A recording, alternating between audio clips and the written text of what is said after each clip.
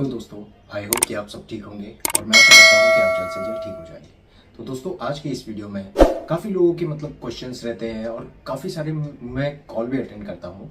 तो जब मैं लोगों से बात होती है मेरी, तो काफ़ी लोगों का एक कॉमन डर रहता है कि कहीं हम मर तो नहीं जाएंगे, और मरने का डर हमेशा लगा रहता है।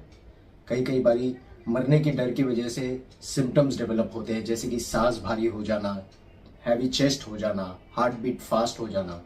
ऐसे बहुत सारे सिम्टम्स हैं जिसकी वजह से उनको लगता है कि बस आज के दिन मेरा आखिरी दिन है, अब मैं कभी भी मर सकता हूँ। ये काफ़ी लोगों में मैंने पाया है और ये मेरी पर्सनल एक्सपीरियंस है जो मैं आप लोगों के साथ शेयर कर रहा हूँ। जितने भी लोगों से मैंने अब तक बात की है दोस्तों, उनमें सबसे ज़्यादा कॉमन है फियर ऑफ डेथ को लेकर। ठीक है, तो आज इस वीडियो में हम फियर ऑफ डेथ को अच्छे से समझेंगे, जानेंगे और इससे बाहर कैसे निकला जाए, इसे टैकल कैसे किया जाए, इसे डील कैसे किया जाए और इसे कोप कैसे किया जाए। ये सारी चीजें इस वीडियो में मैं आप लोगों को बताऊंगा। तो इस वीडियो को अंत तक बने रहिए ताकि आपके अंदर जितने भी क्वेश्चंस हैं फियर ऑफ डेथ को लेकर, जितने भी आपके डर है, वो इस वीडियो में मैं कोशिश करूंगा कि वो पूरी तरीके से खत्म कर दूं, ताकि आपको दोबारा कभी भी ये फियर ऑफ डेथ परेशान ना करे। ठीक है दोस्तों, तो ये एक सिम्टम्स मैं आप लोगों के साथ इसीलिए शेयर कर रहा हूं क्योंकि ये पर्सनली मैंने भी एक्सपीरियंस किया है। ठीक है, तो इस वजह से मैं अगर अपने बारे में बताऊं तो मैंने तकरीबन 1 साल से फियर ऑफ डेथ को फेस किया है। पैनिक अटैक आ गए तो मुझे ऐसा लगता था कि बस आज मेरा आखिरी दिन है, मैं कभी भी मर सकता हूं। एक बार हुआ क्या था दोस्तों कि मैं और मेरा एक फ्रेंड था मनोज करके, हम दोनों गए थे जॉब के इंटरव्यू के लिए। आज भी मुझे वो दिन बहुत अच्छे से याद है दोस्तों। हम दोनों गए थे जॉब इंटरव्यू के लिए और हम लोग एक रूम में बैठे हुए थे जहां पर पूरी तरीके से वो जो रूम था वो पैक्ड था। ठीक है, और हम दोनों बैठे थे और हमारे साथ 4-5 लोग और थे जो लोग उसी जॉब के प्रोफाइल के लिए इंटरव्यू के लिए आए थे। तो हम लोग बैठे, थोड़ी देर हम लोगों ने बातें की, बट सडनली क्या हुआ दोस्तों कि मुझे ऑटोमेटिकली ऐसा फील होने लग गया कि इस एनवायरनमेंट में मुझे सांस नहीं मिल रही है, सांस ले नहीं पा रहा हूं मैं। तो मैं बहुत साइलेंट हो गया। जहां लोग बात कर रहे थे मैं भी बात कर रहा था पहले, बट जैसे ही मेरे अंदर वो एक थॉट आ गई कि मेरे अंदर मुझे सांस लेने नहीं हो रहा, तो मैंने बात करना बंद कर दिया अपने दोस्तों से और किसी से भी अपनी सारी बातें बंद कर दी और मैं चुप होकर अपने अंदर ही डूबने लग गया। अपने अंदर ही कुछ ना कुछ ढूंढने लग गया मैं। तो हुआ क्या दोस्तों, धीरे धीरे मैंने नोटिस किया कि मुझे सांस लेने नहीं हो रही है। अब सांस नहीं लेने हो रही है तो मैं खींच खींच कर सांस लेने लग गया, है ना, क्योंकि मुझे सांस नहीं आ रही थी। तो उस वक्त हुआ क्या दोस्तों, मुझे इतना तेज पैनिक अटैक आया कि मैंने अपने दोस्त को कहा, मनोज को, कि जल्दी यहां से मुझे हॉस्पिटल, कहीं भी आसपास के हॉस्पिटल लेकर चल, वरना मैं मर जाऊंगा यहीं पर, कुछ ना कुछ हो जाएगा, मुझे सांस लेने नहीं हो रहा है। तो वो बेचारा भी बहुत ज्यादा डर गया और हम दोनों उसकी बाइक पे बैठे और हम निकल ही रहे थे कि मैं अपने चेस्ट पे ऐसे ऐसे पकड़ कर बैठा था, बहुत टाइट। ठीक है, क्योंकि वो पूरा चेस्ट जो था मेरा वो पूरी तरीके से टाइट हो गया था और मुझे सांस नहीं लेने हो रही थी। और वो सिम्टम्स मैंने लाइफ में फर्स्ट टाइम फेस की थी दोस्तों। तो पूरी तरीके से जकड़न हो गई थी, ऐसा लग रहा था बैक साइड में भी पूरा टाइट हो चुका था बॉडी और मैं सांस नहीं ले पा रहा था। और जो मैं स्पिट कर रहा था, जब मैं थूक रहा था तो मेरी थूक पूरी तरीके से सूखी सूखी सी थी और गला भी मेरा पूरा सूख रहा था और व्हाइट कलर की जो स्पिट थी वो निकल रही थी। तो मैं बहुत ज्यादा डर गया था उस वक्त। और मैं जैसे ही हॉस्पिटल पहुंचा, ठीक है, डॉक्टर ने मेरा ब्लड प्रेशर लेवल चेक किया और जब उन्होंने ब्लड प्रेशर लेवल चेक किया तो उन्होंने बताया कि मेरा जो ब्लड प्रेशर लेवल है वो काफी लो हो गया था, मेरी बॉडी पूरी तरीके से ठंडी हो चुकी थी। फिर मैं जैसे तैसे मेरे दोस्त ने मुझे घर पर पहुंचाया और मैं जैसे ही घर पे पहुंचा तो मेरी सिस्टर बैठी थी और मैं बहुत ज्यादा डर चुका था क्योंकि मैं ये जान चुका था कि मुझे कुछ ना कुछ हो जाएगा, मैं मर तो नहीं जाऊंगा, है ना, ये डर मुझे बहुत ज्यादा सता रही थी। तो मैंने अपने सिस्टर को कहा कि देखो बहन, मैं कभी भी मर सकता हूं, तो प्लीज मॉम डैड का बहुत ध्यान रखना क्योंकि मेरे जाने के बाद पता नहीं मैं कुछ कर पाऊंगा या नहीं। तो मैं बहुत ज्यादा डर गया था और मैंने अपनी जब सिस्टर को बताया कि मैं मरने वाला हूँ, मुझे कुछ ना कुछ होने वाला है, तो मेरी सिस्टर भी बहुत ज्यादा डर गई थी मुझे लेकर। तो उसने जैसे ही मुझे बोला कि चल हॉस्पिटल चल कर आते हैं, तो मैंने बताया कि अभी मैं जस्ट विजिट कर कर आया हूँ। ठीक है, डॉक्टर ने बताया मेरा ब्लड प्रेशर लेवल बहुत लो है। तो मैं अपने रूम में आ गया ये सारी बातें करके। ठीक है, खुद को लॉक कर लिया रूम में, और मैं बस खुद के अंदर ही डूबने लग गया, और बहुत सारे सिम्टम्स मेरे अंदर डेवलप होने लग गए उस वक्त। फिर उसके बाद एक और सिम्टम्स है, मैं आप लोगों को बताना चाहूंगा। एक बार हुआ क्या था दोस्तों, मेरी सिस्टर की ही एग्जाम थी। तो उस एग्जाम में उसके साथ कोई जा नहीं रहा था, मतलब घर में कोई नहीं था। तो मैंने मतलब सिस्टर ने मुझे रिक्वेस्ट किया कि तू चल मेरे साथ। तो जब मैं वहां पर बैठा था, और मैं वहां पर भी मुझे पब्लिक प्लेस में जाने से बहुत डर लग रहा था। ठीक है, तो मैं अकेले बैठा था, और मेरी सिस्टर ऑलमोस्ट 2.5 आवर्स के लिए एग्जाम के लिए बैठी हुई थी। ठीक है, तो बहुत लेट हो गया था उसे आने में, और मैं अकेला यहाँ पर बैठा हुआ हूँ, और मेरी कंडीशन इतनी बेकार थी कि मतलब मैं सोच ही नहीं पा रहा था क्या हो रहा है, कुछ हो रहा है, कुछ समझ नहीं आ रहा था उस वक्त मुझे। लिटरली ये सारी चीजें फैक्ट्स मैं आप लोगों से शेयर कर रहा हूँ। तो उस वक्त भी मतलब मुझे पैनिक अटैक आ रहे थे। ठीक है, मुझे पैनिक अटैक आ रहे थे, बट लेकिन मैं खुद को ये रिपीट बार बार कह रहा था कि आज तुझे कुछ नहीं हो सकता, आज तुझे लड़ना होगा, आज ये सारी प्रॉब्लम में से तुझे फाइट करना होगा, चाहे कुछ भी हो जाए। ठीक है, तो कुछ टाइम बाद जैसे ही मेरी सिस्टर आ गई एग्जाम देकर, तो हम दोनों बस पे बैठे। हम जस्ट घर की तरफ आ ही रहे थे कि बस में भी मुझे वैसे ही सेम फीलिंग हुआ जिस दिन वो इंटरव्यू के टाइम पे हुआ था। मुझे सांस लेने नहीं हो रही थी।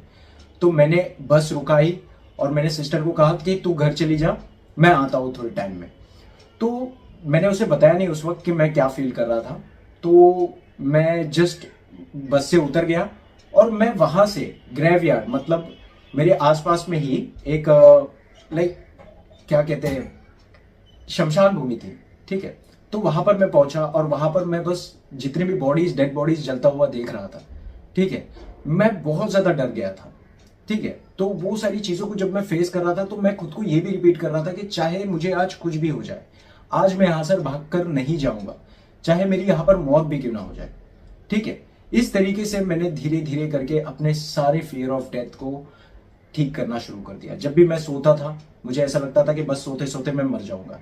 तो मैंने रात में भी खुद को बोलना शुरू कर दिया कि मरना तो सभी को है ना, मरता तो हर कोई है, क्योंकि डेथ ये जो है, ये एक जो जन्म लेता है वो मरता भी है। तो ये चीज मैंने एक रियलिटी को एक्सेप्ट करना स्टार्ट कर दिया दोस्तों। कि एक चीज और एक है जो आप लोगों को समझनी होगी दोस्तों, एंजाइटी में जब हमें फियर ऑफ डेथ होती है, तो वो फियर ऑफ डेथ मतलब जिस किसी को भी मौत आने वाला होता है, उसके मतलब उसे पता नहीं होता। ठीक है ना, सबसे पहली बात हमें कैसे पता होता है, क्योंकि ये एक थॉट प्रोसेस चल रहा है हमारे माइंड में, इस वजह से हम ज्यादा डरे हुए हैं। तो रियलिटी ये है कि अगर मान लो आपको 1 महीने से फियर ऑफ डेथ हो रहे हैं, 2 महीने से हो रहे हैं, मुझे तो तकरीबन 1 साल से फियर ऑफ डेथ हो रहे थे, लेकिन क्या मैं मरा हूं? नहीं ना दोस्तों। तो यही एक रियलिटी आप लोगों को समझनी होगी। अगर आपको फियर ऑफ डेथ हुई है, और अगर मान लो आप डर रहे हो, आपको लग रहा है कि अभी मौत हो जाएगी, और 3-4 घंटे बाद सब कुछ नॉर्मल हो जाता है, तो आपको समझना होगा दोस्तों, ये सिर्फ और सिर्फ एक थॉट का ट्रैप है, उससे ज्यादा कुछ भी नहीं। क्योंकि अगर आपको ये डर लग रहा है, क्योंकि ये एक एंजाइटी है दोस्तों, आप लोगों को समझना होगा, ये एक एंजाइटी है, ये एक थॉट है जो हमें मतलब हमारी जब बॉडी वीक हो जाती है, तो हमें ऐसे सिम्टम्स आते हैं, ऐसे थॉट्स आते हैं, और वो थॉट्स हमें बस ऐसे ही प्रॉब्लमों में खींचते लेके जाता है। ठीक है, तो हमें वो सारी चीजों से बाहर निकलने के लिए खुद को अफर्मेशन देना होगा, और वो अफर्मेशंस ऐसे काम नहीं करेंगे। अफर्मेशंस के लिए तकरीबन आप लोगों को डेली बेसिस पे 300 से 400 बार खुद को एक ही चीज रिपीट करना होगा। और वो भी रिपीट करने का मतलब ऐसे नहीं कि बस एवे ही आपने बोल दिया। रिपीट करने का मतलब है कि आपको अंदर से वो फील होनी चाहिए कि हाँ, जो मैं बोल रहा हूं उसके अंदर ज्यादा रियलिटी है मेरे नेगेटिव थॉट्स के बजाय। ठीक है, मुकाबले। तो आप लोगों को ये चीज ध्यान देना होगा। ऐसा एक अफर्मेशंस खुद बनाओ कि आपको खुद उसके अंदर मोटिवेशन मिले, आपको खुद उसके अंदर बहुत ज्यादा कॉन्फिडेंट फील हो, तब जाकर आप ये सारी चीजों से धीरे धीरे बाहर निकलने की एक रूट पे आप आ जाओगे।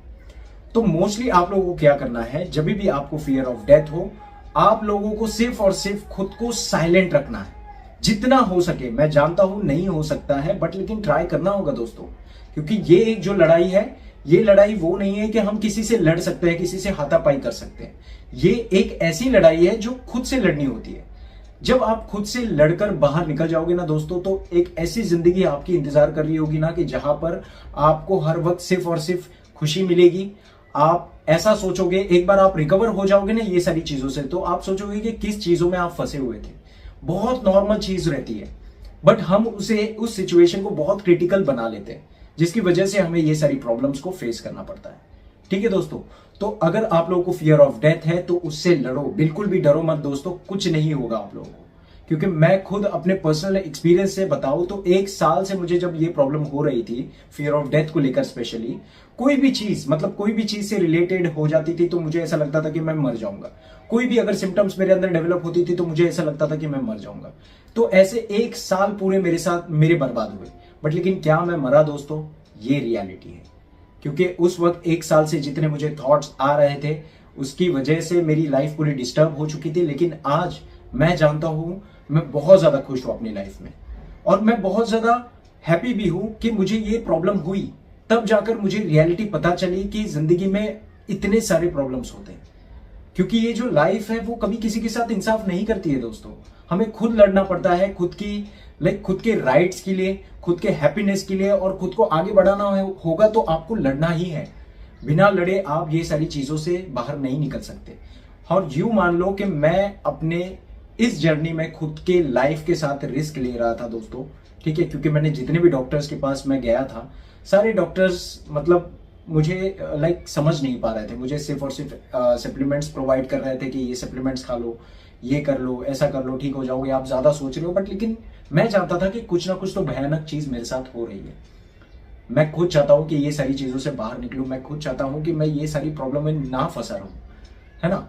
तो मैं चाहता हूं कि मैं ठीक हो जाऊं, बट लेकिन नहीं हो पा रहा था। तो इसीलिए मैंने खुद के लाइफ के साथ रिस्क लिया, और रिस्क लेने के बाद ही आज मैं यहाँ पर बैठा हूँ आप लोगों के सामने दोस्तों। तो आप लोगों को भी लड़ना होगा दोस्तों, और आप जरूर इससे बाहर निकलोगे। डरने की कोई जरूरत नहीं दोस्तों। मैं हूं आप लोगों के साथ, ऐसी ही वीडियो आप लोगों के लिए लाता रहूंगा, आपको मोटिवेट करता रहूंगा। Thank you so much for watching this video दोस्तों। अपना ध्यान रखिए, सुरक्षित रहिए और हमेशा पॉजिटिव रहिए।